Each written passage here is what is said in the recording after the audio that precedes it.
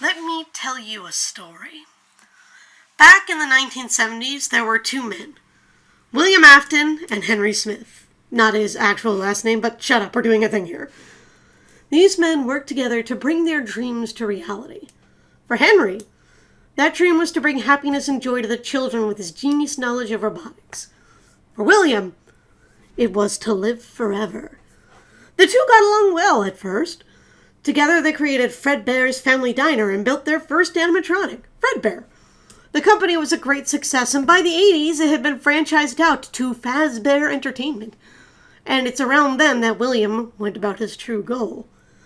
William had learned about this material called remnant. Remnant is not a soul, but the essence, you could say, of a soul. Think of it as a piece of a soul shed off from trauma or other heavy emotions. Because emotions are more or less infinite in death and able to be generated as long as there's life to generate them, this could be a ticket to immortality. Afton had learned from his friend how to build animatronics, and built his own, partly in secret. His animatronics, you see, had another purpose. While Fredbear and the new edition of Golden Bonnie would entertain, the new creation of William, Baby, was programmed to collect. The new store, Circus Baby's Pizza World, was created, and on its first day of opening, William's daughter, Elizabeth, snuck in to get a glimpse of Baby. She loved that animatronic and wanted to see it despite her father's numerous warnings.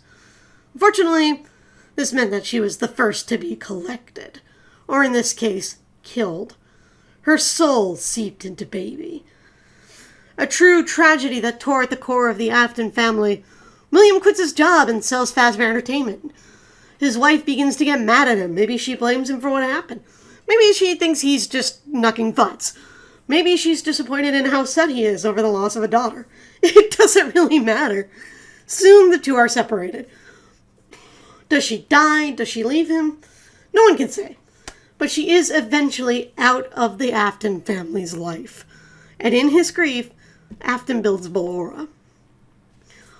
At this point, Henry was noticing something was off about his friend, and a gap between them starts to form. He begins to see how unstable his friend truly is, and gets a glimpse at his true intentions.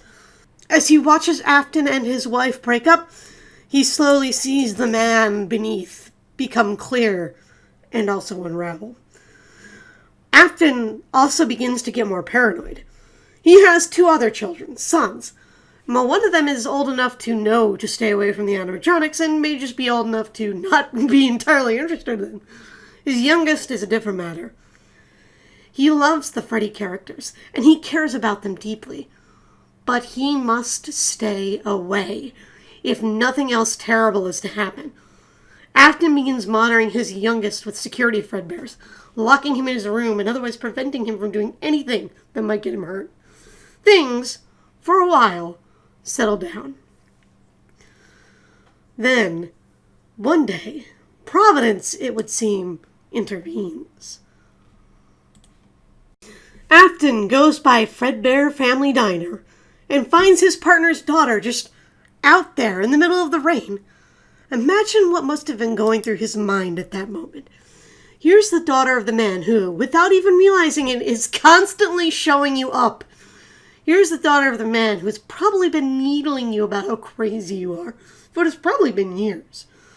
And now this joy incarnate, standing right before you, helpless. This joy that you yourself once had, and then the man you have begun to loathe and envy the most in the whole world takes for granted. Without really thinking about it, William kills her and speeds off into the night, only to return home to find his son has once again run off to Freddy's. Soon it's 1983. By this point, Freddy's is a household name. Numerous locations, including one where the characters of Freddy, Fazbear, Bonnie, Chica, and Foxy are all introduced. Springlock suits were also created, an innovation of Afton's mind to continue his work. Afton's youngest son is, by this point, terrified. Perhaps his father had created nightmarish versions of the characters that stalk him at the night to keep him afraid of the animatronics. Perhaps he saw one of his father's murders. Maybe he even saw, from a distance, his sister devoured by Baby. Whatever the case, Crying Child is a screaming wreck around the animatronics, and his brother is a bit of a bully. On his birthday, his brother plays a prank on him. He shoves him into Fredbear's mouth, originally as just a cruel prank, but without realizing the suit has been designed to kill. It bites down, crushing Crying Child's skull. His remnant seeps into the suit, and he's rushed to the hospital. Let me tell you a story. It's the story of a small boy slowly dying on a hospital bed while his brother begs his forgiveness. There was no one else in that suit at the time, so it was not a failure of the spring locks that killed the child, but the sheer force of the bite from the bear's teeth. What sort of pneumatic pressure must this thing be operating under to crush a child's skull? Fredbear's family diner doesn't want to be held accountable for this, so they blame it on the spring locks anyway, and decommission the suits into the secret back room built for the purpose. Fredbear's family diner shuts down shortly after this. William, meanwhile, snaps. His daughter killed by his own creation. His wife abandoned him. His youngest son killed in a freak accident also by his creation. His eldest, now lost in a spiral of depression and guilt over what he's done. His once good friend, now a cold and different source of judgment. His family is gone, and he has nothing left. Nothing but his work. He dives into it. Freddy Fazbear Pizza now becomes the focus. Afton arrives there, and no longer the CEO of Fazbear Entertainment becomes a security guard. Purple Guy's reign of terror begins. Slowly, Afton begins to lure the children to the secret back rooms while in the spring Bonnie suit. And back there, he kills them. He hides their bodies in the Golden Freddy suit until he comes back later to take them to the lab for experimentation. For a while, he's actually very discreet about this. But in June 1985, he slips up. He kills 5 children in 1 month. This becomes known as the Missing Children's Incident. Perhaps the children knew each other and noticed when their friends went missing while his other victims had been lonely and unknown. Maybe he just got really carried away and sloppy. Whatever the reason, he was finally caught. Or at least accused. Brought before the court without any bodies or really evidence at all. They couldn't hold him to anything. Afton flees. Enter the puppet. See, on that fateful night that William Afton killed Henry's daughter, Charlotte, there was something there to protect her. Henry, after all, had suspicions about his friend, and wanted to do something. So he built the security puppet, programmed to watch and protect children based on bracelet codes. On that night, Charlie had been left out in the rain to die. Some cruel kids had delayed it, but the puppet still did its job, trying to find her and protect her. It did find her, although it was too late. Her dead body lied out in the rain, and as the puppet was caught in the rain, it also short-circuited and died itself. Charlie's soul melded with the puppet, which was recovered and brought to Freddy Fazbear's Pizza. She watched these murders, and both she and the puppet were furious. Unable to save the children, she saved their souls, carrying their spirits with her. She also had one more trick up her sleeve. She put the remnant of these 5 children into the various suits. Susie, the first of the missing children, was put into Chica. Jeremy was put into Bonnie. Gabriel was put into Freddy. Fritz was put into Foxy. And Cassidy was put into Golden Freddy Springlock suit, which already happened to have Crying Child in it. The children made a pact to try and stop Purple Guy in the future, should he ever return. Limited by their suits, they were unable to do much of anything until they could find him, so they waited. Meanwhile, Freddy Fazbear's Pizza is in trouble. The murders were scaring people away from the restaurant, and less customers means less money. They fight it for about 2 years until they eventually decide their best choice is to rebrand. They need new, more kid-friendly robots based on toys that had come out. Give them security measures like facial scanning, and rebrand the whole thing. Amusingly, they also include one of Afton's Funtime animatronics in the lineup, because that was smart. 1987 comes around and Afton returns. this time under the name of Dave Miller, and appearing very different. He applies once again for a job as a security guard and is accepted. In his time away, he's become even more bloodthirsty. Once the news Fazbear's opens, and within weeks he's already killed another 5 children. The missing children try and stop him, but they fail. They're too limited and they can't get into off-the-map rooms. At first, rumors circulate, but because he's the guard on watch during the day, Dave is able to hide his crimes. At least until an outside source finally comes to investigate. Whether or not Fazbear Entertainment realized what he was up to, he was sure as hell an incompetent guard, and people have their suspicions. He's fired pretty much on the spot, and the store is closed while it's investigated. Jeremy Fitzgerald is promoted to day guard for the last birthday party before the shutdown, where he gets his frontal lobe gnawed off by the mangle. This incident locks down the animatronics from looting during the day. All of this happens within a few short weeks of its summer opening. It takes Fazbear Entertainment time to figure out what they want to do. Realizing the back rooms that were off-camera, unable to be processed by the animatronics, and only meant to be used in emergencies were actually a perfect place for murder, these places are sealed up in every franchise location. After some time, they decide to close up the FNAF 2 location for good and refurbish the old animatronics, making the FNAF 1 location their primary work point. At this point, Cassidy also leaves the pact, finding the others' compassion too weak and blaming them for the murders. During this time of deliberation, someone still needs to keep an eye on the animatronics. They're very active after all and still very valuable to the company, both in terms of intellectual property and sheer being expensive robots. Enter Michael Afton. Let me tell you the story of a young man forced into a nightmare. Michael Afton has slowly been watching his dad go, frankly, completely batshit. So when his dad demands he get a job at Fazbear's watching the valuable animatronics, he listens to him both out of fear and in knowledge that fighting isn't worth it. He doesn't know what his dad has been doing, but he has suspicions and knows it can't be good. His dad tells him to take the name Fritz Smith. The animatronics are going nuts, he finds, and on his father's orders, he tampers with the animatronics to try and keep the children from lashing out. It doesn't work, and he's fired for his efforts. Time passes. Michael continues to do odd jobs for his dad, and in 1993, he gets called upon once again. Let me tell you the story of a young man trying to uncover a mystery. Michael Afton, now going by Michael Schmidt, gets a job at the downsized FNAF 1 location, which has been reopened since the old days. He was once again technically there to help cover his dad's horrible actions and unwittingly assist him in his research. He is eventually fired. And when he's caught once again tampering with the animatronics and the restaurant, unable to recover from God knows how many child murders and mysterious bites of the 80s, closes down at the end of the year.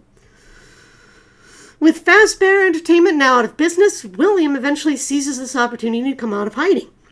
His new company, Afton Robotics, takes the old clown animatronics, Funtime Foxy, Blora, and Baby, as well as Balloon Boy probably, because of course the child murderer wanted to use that fucking nightmare, refurbishes them, even installing an emergency stop in Baby, and begins to use them for the intended function of murder death. Circus Baby Entertainment and Rentals is open, and the animatronics use their abilities in tandem to capture children. It's not a terrible plan either. It will take longer to notice missing children if they're not all dying in the same place, and all the distraction and disengagement techniques means they're much more discreet about it than Afton was. After all, it's easier to believe a child wandered off to parts unknown and disappeared rather than being murdered if you just happen to be distracted by Funtime Betty throwing bonbon at you. The service proves effective, both at making a profit and accomplishing Afton's research. Years pass. The FNAF 1 location, left to rot, sits unmolested for some time. Until, at some point I'm willing to bet around 2003, Afton goes back. He found out that the remnant of the missing children was stored elsewhere and he decides to take apart the animatronics one by one, just as he killed them to acquire it. He, of course, succeeds. Eventually, as part of his experimentation, he fuses the endoskeletons of the original animatronics into one, and uses that to make Funtime Freddy. He returns one last time to check for any last things, but he made a terrible mistake. The spirits of the children, no longer tethered to their remnant or the suits, and led by the spirit of Charlotte, appeared to him and try and spook him. In an attempt to defend himself, he runs into the spring bodysuit, hoping it'll scare the kids away. He fails to notice the leaking ceiling, and that moisture undoes the spring locks. William Afton dies. Or rather, he should have died. It turns out that being in perpetual pain and agony while housed entirely in a suit that loves to pick up remnant is a great way to become immortal. Sadly, in that big, bulky rabbit suit, he's too big to leave through the small opening created by the storms, and is stuck in the back room, slowly rotting. Afton has achieved the immortality he sought, but in the worst way, in constant agony and confined to the unknown back room. Let me tell you the story of a man, sickened by his own father, deciding to kill him once and for all. Shortly before his dad disappears, he gives his son a final task. He travels to the underground site of Circus Baby's Rentals, where he discovers that his sister has been trapped in Baby for God knows how long. He saves her, removing the good from her and taking it with him, as he had with the other animatronics. But he's led into a trap. The Funtime crew have all melded together into one being called Ennard, and they are intent on escaping this prison once and for all. Michael's insides are scooped out by the scooper, and his innards are replaced with Ennards! Yeah, I know that joke's been made before. For a while, Ennard pilots his body until it realizes it physically can't anymore. Too many people are disturbed and horrified by the appearance and the obvious corpse stench. Ennard ejects, but somehow, someway, Michael Afton is still alive. Perhaps his spirit and remnants seeped into his skin. Maybe Michael was secretly a robot replica of his father as part of his immortality project. Maybe Aftons are just predisposed to not dying. It's hard to say. Whatever the reason, Michael is alive, but as a stinking, decaying corpse. He too has achieved immortality, but at a steep price indeed. Now forced to live in the shadows as a decaying corpse, Michael continues going about in secret and comes to a conclusion. He can no longer deny the horrible things his father has done, now with Elizabeth right there telling him about it. Now with all of the evidence of his own eyes, his father must be stopped. His work must be undone. Michael Afton makes a vow to personally be the one to put an end to it all, no matter how long it takes. He goes from place to place, trying to release what spirits he can and clean up the mess. In the process, he manages to release the spirits of the missing children and his younger brother, together recreating that faithful birthday crying child never gone. Then, in 2023, Bone Dude and his compadres decide to open Fazbear Frights. What an opportunity. Michael applies for the job again, and this time he has a plan. He tells them about the true locations he knows of, and in the process they manage to dig up an animatronic. Not just anyone. The one William was sealed into. Let me tell you the story of a man trying to end a dreadful legacy. It takes Michael time to be sure what's going on. How appropriate his father would be murdered in the same way he murdered others. By the end of the week, he's certain it's his father in the suit. He sets fire to the place to kill him. But it doesn't work. Fire may be the only material capable of releasing remnant, but an uncontrolled building fire isn't guaranteed in the least to heat the material to the temperature required. William survives. Some time passes and things start to get a little hazy. Baby, being enamored with their father, while literally everyone else in the Energestalt hates him, is booted from the collective and forced to make on her own do with scraps. Michael, meanwhile, once again goes back into hiding as he tries to finish undoing his father's work. William is passed from place to place, bound both by his remnant and his programming to continue his murder spree. Thankfully, Michael's not the only one working. Henry has been around too. Sick of the remnants, no pun intended, of the tragedy coming back, he devises a plan. He reopens Fazbear Entertainment and one by one passes down a message to the remnant-laden creatures in code, pretending to be from William himself. Gather together at one particular restaurant and their desires will be satisfied. He builds an animatronic called Lefty, whose purpose is to find, lure, and contain the puppet. Once all the pieces are in place, Henry sets the trap. Though an unexpected piece, Michael, also appears. And while Henry isn't exactly sure who he is, he knows that Michael too is craving an end to the madness. Let me tell you the story of two men, both of whom have lost everything, working together without even realizing to put an end to a tragedy. The two men work together to keep the robots contained until they're all in one piece, and the trap is finally sprung. Unable to escape, the ventilation shafts they've been running around in are set ablaze. No way out, and only more heat to come from the conductive metal that was used to build it. There is no escape for the remnant-laden creatures. Molten Freddy, containing the remnant of Afton's wife, the missing children, and Jeremy Fitzgerald. Lefty, containing the remnant of Charlotte, Scrap Baby. Containing the remnant of Elizabeth and Scrap Trap. The remnant field remains of William Afton. All of them burn, their souls finally released. Michael and Henry also die in the fire.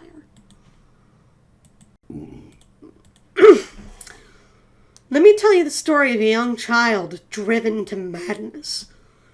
Scrap Trap is dead, but the body inside it refused to die. Kept from his fate by the spirit of the one he should not have killed, the two war eternally in Afton's mind, forcing him to forever live out the nightmare he imposed upon other people. He should leave the demon to his demons, for the wages of revenge are to suffer the same fate you brought onto others. But he won't. The little child, once perhaps a problem child, but by no means evil, has become a vengeful spirit, and when he finally lets Afton go, he may suffer the same hellish fate as his tormentor. Who can say? Eventually, he will get tired, and Afton will go to that place in hell made specially just for him. Fitting that the man who sought immortality would find it not in his experiments, but in the never-ending rage of those he hurt to achieve it. And that's how the story ends. The Afton family burned to a crisp, the legacy of Freddy's left to fade into memory. The children all moved on, and everything left to fade into dust like a cloud into history. Is this timeline of events perfect? No, I don't think so. When I sit back and strain my brain about the tiny, minute details, my certainty starts to become hazy. But I can't argue for pretty much everything I said here, and I'm happy with the story it's constructed. A family torn to pieces first by tragedy and then by madness, bringing everyone down with them. Someday, I may make a video detailing my reasoning behind the decisions I made with this timeline, but for now, for today, this is enough. This is the story of the Afton family.